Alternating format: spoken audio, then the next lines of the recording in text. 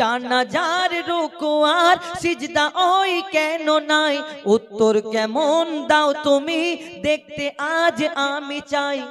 তুমি যে নামাজ পড়ো কিরকম নামাজ পড়ো? নামাজ নিয়াত করতে হবে, সানা পড়তে হবে, তারপর রুকু সিজদা, হ্যাঁ, বৈঠক, তারপর সালাম। আচ্ছা এই নামাজটা নামাজ। আর হ্যাঁ, যখন জানাজার নামাজটা পড়ি এটা কি? ওটাও নামাজ। তাহলে এই নামাজে রুকু সিজদা সব সানা ও সবকিছু পড়ো, হ্যাঁ, তাহলে জানাজার নামাজের সময় কেন রুকু সিজদা কেন করো না?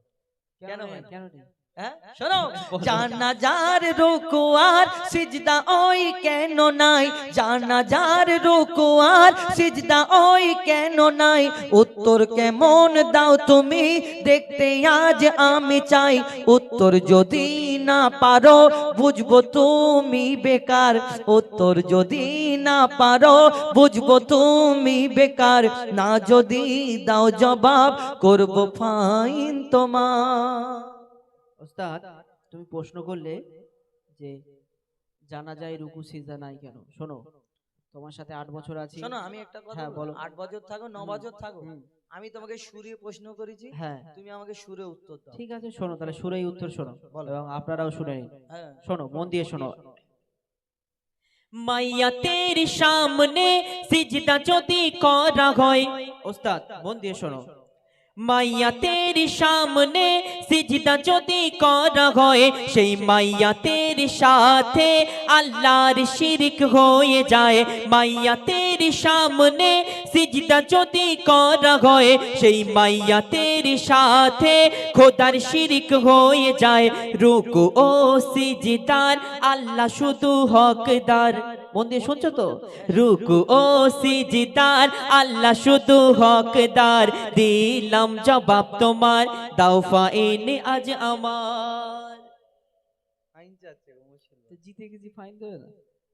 আমি হেরে গেছি। শোনো এখনো শেষ হয়নি, ঠিক আর আছে। কোনো বাকি আছে। হ্যাঁ, একটা উত্তর দিয়ে মনে করলে ফাইন দাও ফাইন দাও, অত সহজ না। হ্যাঁ, শোনো, বলো। তুমি যে বললে যে জানা যায় রুকু সিজদা এই কারণে নেই, যদি সামনে মাইয়াতকে সামনে রেখে রুকু সিজদা করা হয় তাহলে তাকে আল্লাহর সাথে শরীক করা, শিরিক হয়ে যাবে। আচ্ছা আর একটা প্রশ্নের উত্তর দাও, তবে দেখবো যে তুমি ঠিক হয়েছো কিনা। ঠিক আছে দাও। দুম্বা ছাগল উট গরু ধর্মে হালাল জানি, ভালো করে শুনবে।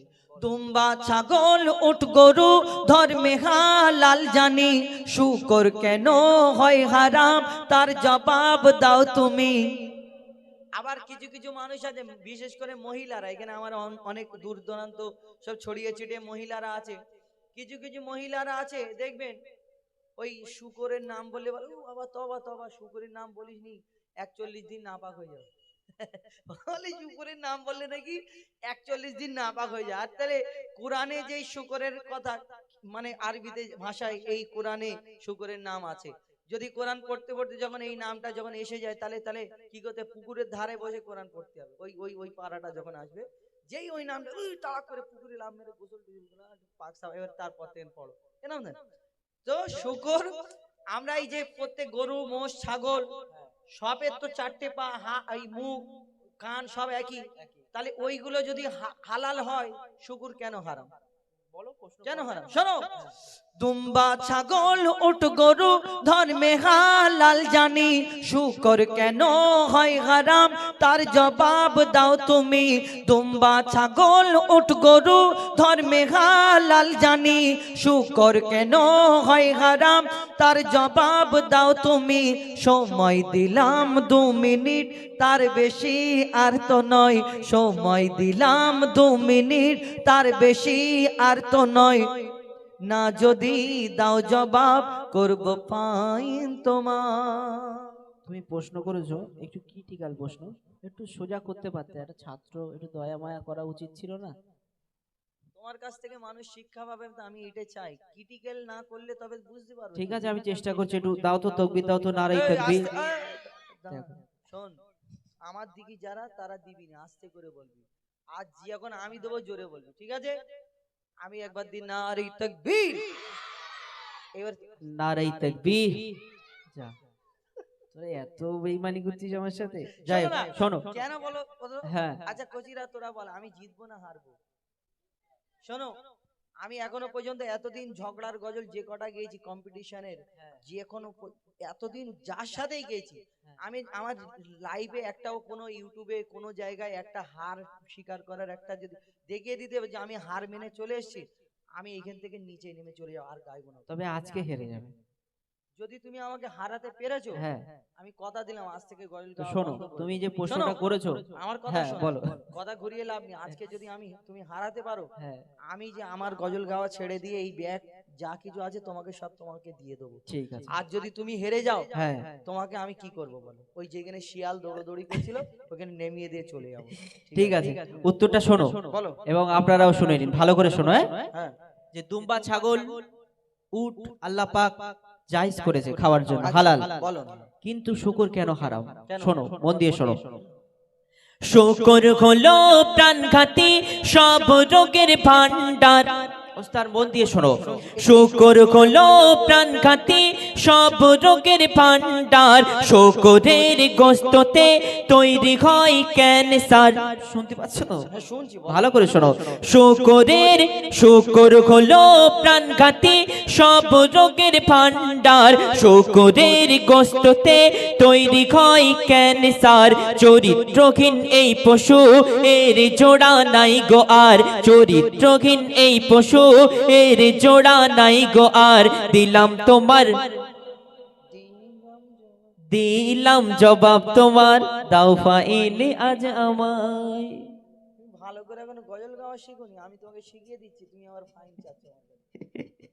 এখন ওর কোথায় আটকে যাচ্ছে আমি ওকে শিখিয়ে দিই, তাহলে এ কি লড়বে আমার সাথে? আচ্ছা, শোনো, তোমার কি উত্তরটা দিয়েছি তো?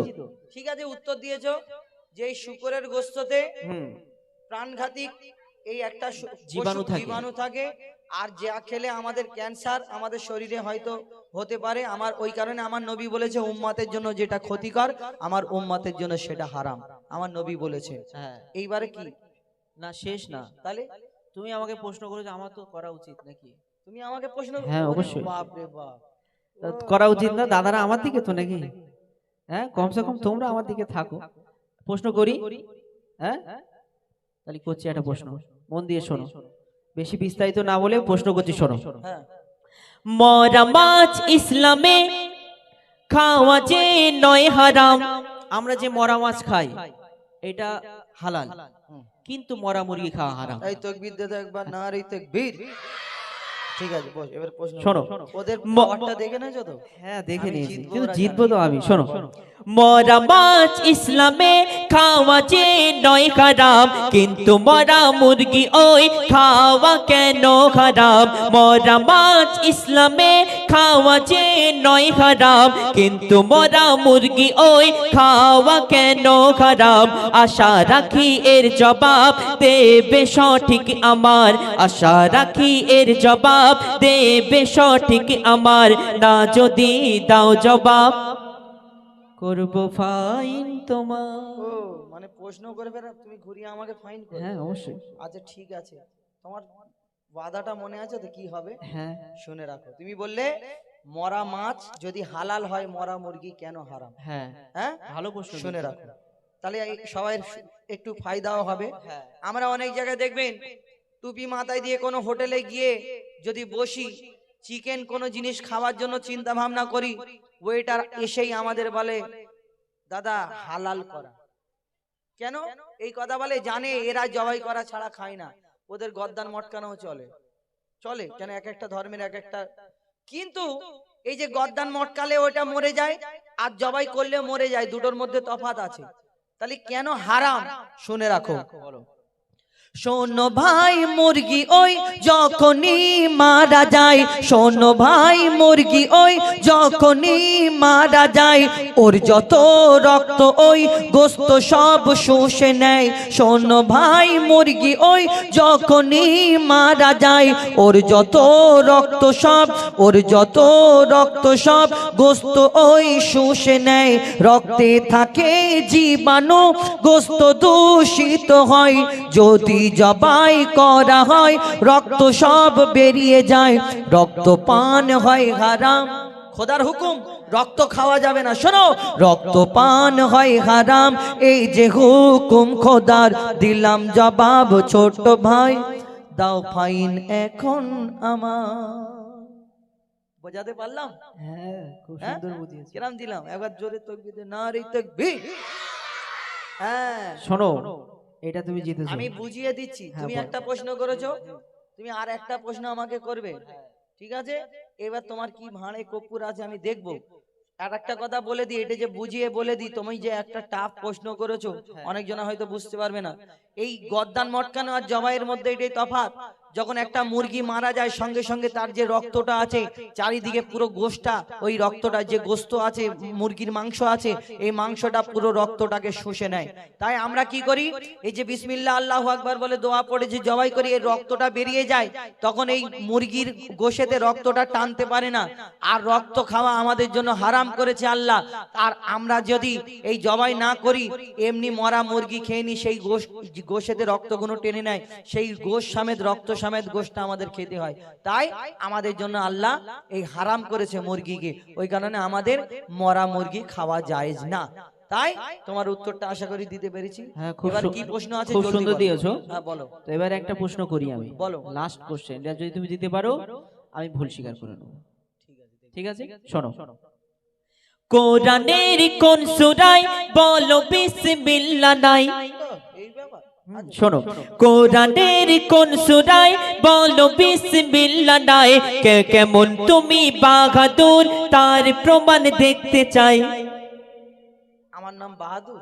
তোমার নাম বাহাদুর কেন? পুরো পশ্চিম বাংলার লোক জানে আমার নাম হুজাইফা। তুমি হ্যাঁ, বাহাদুর করে দিচ্ছ। বাহাদুর মানে মহান, ওইটাই বলতে না, চাইছি। আমি কোনো বাহাদুর বাহাদুর না। কোরআনের কোন সূরায় বলো বিসমিল্লাহ নাই? কেমন তুমি বাহাদুর তার প্রমাণ দেখতে চায়।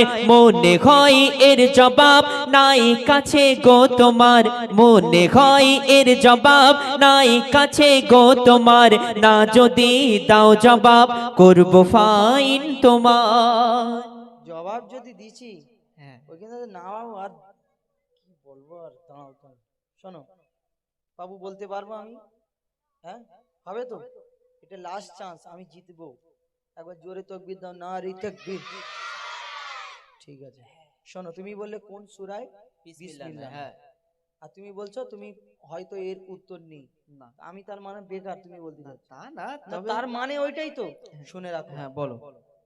তাহলে মন দিয়ে শুনে নাও ছোট ভাই, তাহলে মন দিয়ে শুনে নাও ছোট ভাই, কোরআনের সূরা তো বাতে বিসমিল্লাহ নাই।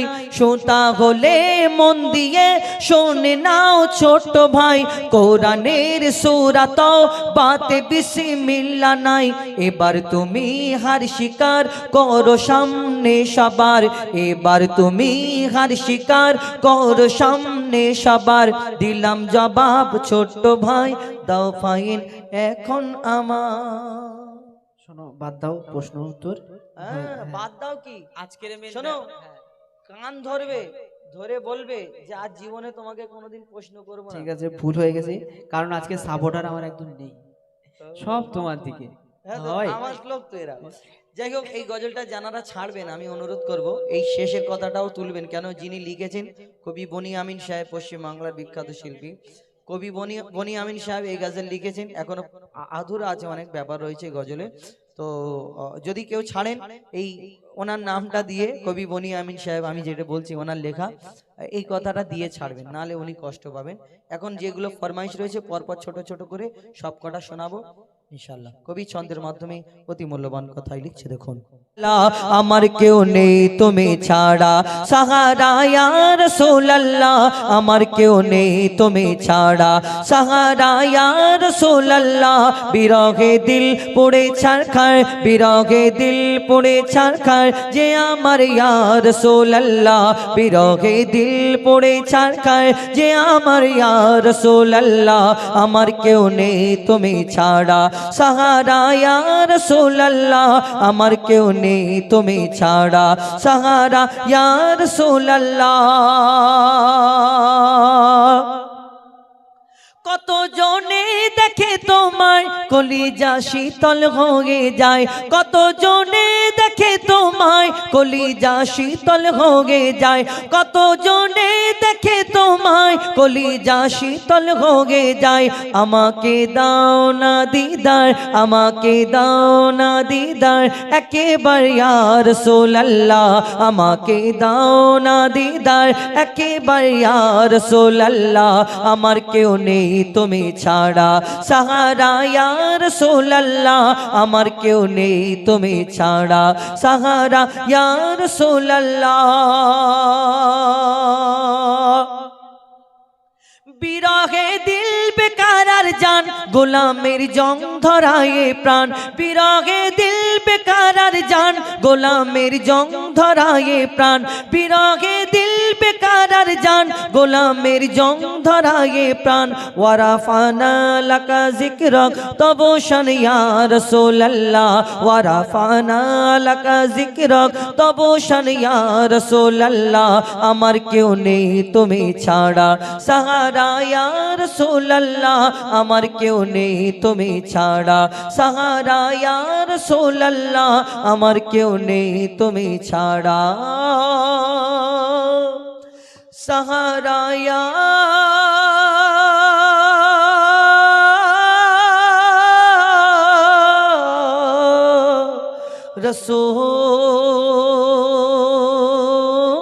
রাসূলুল্লাহ। ফরমাইশ মোতাবেক গজল। এবার আর কি রয়েছে গো? আল্লাহ আল্লাহ বল মাঝি হয়ে গেছে আরব সাগরে। এবারে আমি একটা গজল বলি, মা ফাতেমার ঘটনা। এখানে আমার অনেক মা বোনেরা বসে আছে চারিদিকে, ওই সব ভিতরে ভিতরে রয়েছে। মাশাআল্লাহ আপনাদের জন্য সুন্দর ব্যবস্থা করেছে এবং পর্দার ব্যবস্থা করেছে।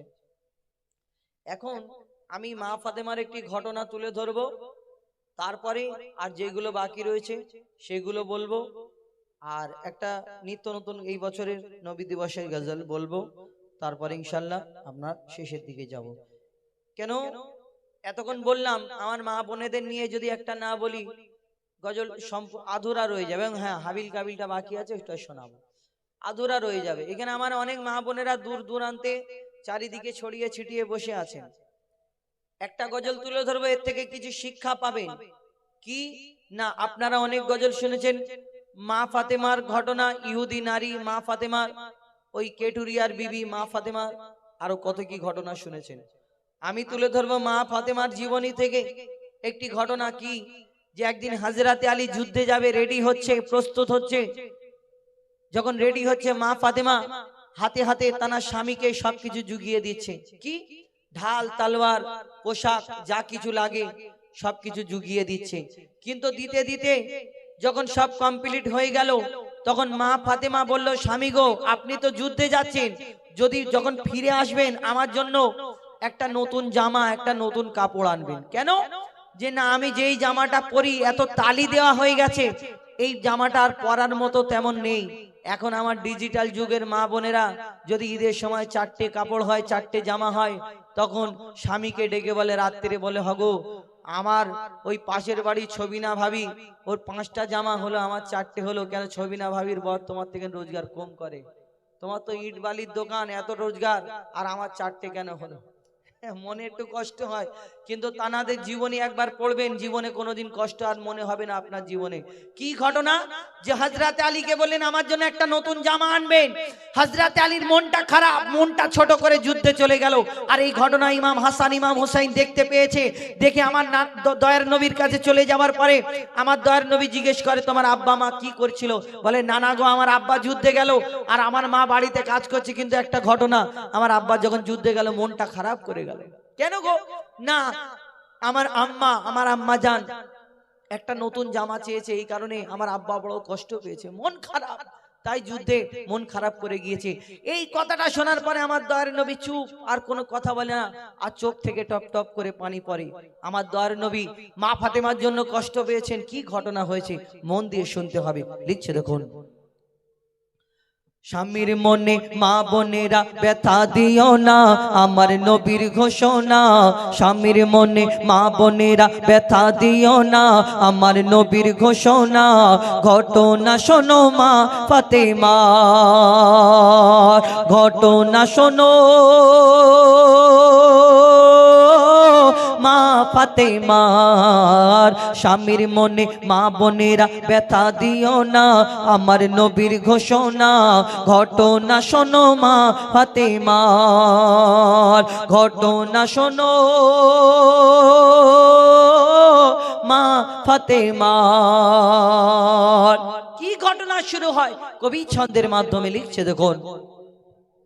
ওই যুদ্ধ করতে যাবে আলী, হাতে নিল তলোয়ার। যুদ্ধ করতে যাবে আলী, হাতে নিল তলোয়ার। মা ফাতেমা স্বামীর কাছে করলো এমন আবদার, মা ফাতেমা স্বামীর কাছে করলো এমন আবদার। যুদ্ধ থেকে ফেরার পথে আসবে যখন ঘরে, একটি নতুন কাপড় কিনে আনবে আমার তরে, একটি নতুন কাপড় কিনে আনবে আমার তরে। এই কথা শুনে হযরত আলী বড়ই দুঃখ পায়, এই কথা শুনে হযরত আলী বড়ই দুঃখ পায়। যদি আমি শহীদ হয়ে যাই, কে আনবে বলো কাপড় তোমার, কে আনবে বলো কাপড় তোমার। হযরত আলী বড় কষ্ট পেয়েছে, যুদ্ধে চলে গেল। ইমাম হাসান ইমাম হোসেন ছুটে ছুটে আমার নবীর দরবার নবীর ঘরেতে পৌঁছে যায়। তারপর কি হয় কবি ছন্দের মাধ্যমে লিখছে দেখুন। ওই দুঃখ ভরা হৃদয় নিয়ে আলী গেল রনে, দুঃখ ভরা হৃদয় নিয়ে আলী গেল রনে। নানার কাছে ছুটে এলো হাসান হোসেনে, নানার কাছে ছুটে এলো হাসান হোসেনে। আব্বুর কাছে নতুন কাপড় চেয়েছে আম্মি জান, তাই আব্বুর মনটা খুবই খারাপ ছিল যে সে পেরেশান। আব্বুর মনটা খুবই খারাপ ছিল যে সে পেরেশান, আব্বুর মনটা খুবই খারাপ ছিল যে সে পেরেশান। এই কথা শুনে, এই কথা শুনে দয়ার নবীর কান্না থামে না, এই কথা শুনে দয়ার নবীর কান্না থামে না। কি ভুল করলো ফাতেমা, কি করলে বলো বেটি আমার, কি করলে বলো বেটি আমার। দয়ার নবী বড় কষ্ট পেয়েছে, তেনার চোখ থেকে পানি ঝরে। এইদিকে মা ফাতেমা নিজের বাড়িতে কাজ করে, মা ফাতেমা চিন্তা করে। একদিন আমার দয়ার নবী প্রত্যেকদিন মা ফাতেমার বাড়িতে আসতেন, খোঁজ খবর নিতে আসতেন। কিন্তু একদিন এমন হলো মা ফাতেমার বাড়িতে 3 দিন হয়ে গেছে আমার দয়ার নবী আর আসে না। মা ফাতেমা চিন্তা করে, আহা আমার আব্বার কি হলো, আমার আব্বার শরীরটা খারাপ নাকি, কেন আমার বাড়িতে আসে না।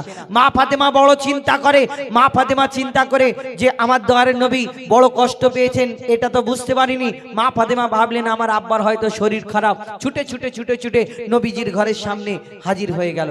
হাজির হওয়ার পরে আমার দয়ার নবীকে যখন সালাম দেয়, আমার দয়ার নবী সালামের উত্তর দিয়ে অন্যদিকে তাকায়, মা ফাতেমার দিকে তাকিয়েও দেখে না। কি হয় ঘটনা কবি ছন্দের মাধ্যমে লিখছে দেখুন।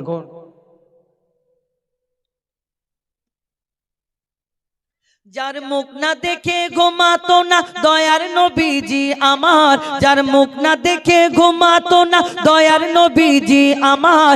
রাতের পরে রাত কেটে যায় মুখ দেখে না ফাতেমার, রাতের পরে রাত কেটে যায় মুখ দেখে না ফাতেমার। মা ফাতেমা ছুটে এলো আব্বা জানের কাছে, মা ফাতেমা ছুটে এলো আব্বা জানের কাছে। তবু বেটির মুখ দেখে না পেছন ফিরে আছে, তবু বেটির মুখ দেখে না পেছন ফিরে আছে। বলছে নবী ও গো বেটি বাড়ি চলে যাও, বলছে নবী ও গো বেটি বাড়ি চলে যাও, আগে স্বামীর কাছে ক্ষমা চাও। বলছে নবী ও গো বেটি বাড়ি চলে যাও, আগে স্বামীর কাছে ক্ষমা চাও, তবে করবে ক্ষমা আল্লাহ আমার, তবে করবে ক্ষমা আল্লাহ আমার। দয়ার নবী বলছে আগে স্বামীর কাছে ক্ষমা চাও, কিন্তু বর্তমানে আমাদের এই পশ্চিম বাংলা কেন পুরো ভারতবর্ষেতে কিছু প্রধানমন্ত্রীর মার্কা মা আছে। প্রধানমন্ত্রী মার্কা মা মানে বোঝেন, এই যে শ্বশুর বাড়ি মেয়ের যদি কোনো